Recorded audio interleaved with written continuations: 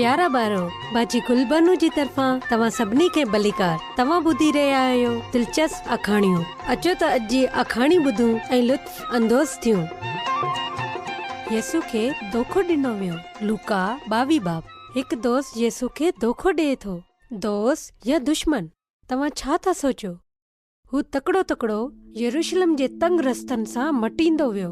परेशानी में हुन वापस फिरी ॾिठो ऐं आख़िरकार हू सरदार काहिन जे घर पहुती वियो। बंद दरवाज़नि जे पोयां मनसूबा ठाहिया पिया विया। इहे माण्हू यसू खे मारण चाहींदा हुआ। कंहिं दरवाज़ो खोलियो ऐं हैरान थी वियो त यसू जो शागिर्द ॿाहिरि दरवाज़े ते बीठो हो।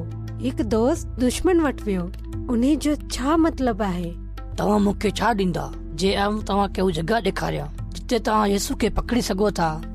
उन्हनि सभिनि जे चेहरे ते गुस्ताखी वारी मुस्कुराहट ॾिसण में पे आई। असां तोखे चांदी जा 2 सिक्का ॾींदासीं। तर्त ई सिधो थी वियो। यहूदा ख़ुशी सां महल में हलियो वियो। यहूदा, तू यसू जो शागिर्द आहीं? तू थोरनि पैसनि जे करे यसू खे धोखो कीअं ॾेई सघी थो?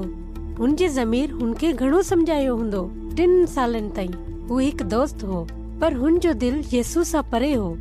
हाणे हू यसू खे धोखो ॾियण लाइ सही मौक़े जी तलाश में हो। पर यसू हर ॻाल्हि ॼाणे थो। हू हर कंहिंखे अंदर ऐं ॿाहिरि ॼाणे थो। ही सभु कुझु ईअं थियणो हो। यसू खे ख़बर हुई त हुनखे मरणो आहे ऐं हुन गतसमनी बाग में दुआ कई। ओचितो घणो शोर ॿुधण में आयो। यहूदा ऐं सिपाही मशाल ऐं तलवारूं खणी पहुती आया। दोस्त या दुश्मन? यसू हिकु भेरे चयो त जेको मूं सां न आहे सो मुंहिंजे खिलाफ़ आहे।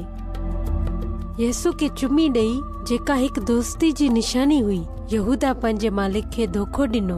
सिपाहियनि बिजली वांगुरु तेज़ी सां यसू खे पकड़ियो ऐं कैदी बणाए वठी विया। उन्हनि उन्हे ते तमामु ज़ुल्म कया। उन्हनि उन्हे खे मारियो, कोड़ा हणिया, हुन जे मुंहं ते थुकियो। पोइ हू हुन बेॾोही खे जज वटि वठी विया। कूड़नि शायदनि हुनखे मुजरिम कयो। हेकल जो खादम पण रोई ॾिनो। पंहिंजे बचाव में चवण ला तो वटि कुझु न आहे। यसू ख़ामोश रहियो ऐं कुझु बि न ॻाल्हायो। असांखे ॿुधा, छा तूं ख़ुदा जो पुटु आहीं? हा, आऊं ई आहियां। ईअं नथो थी सघे।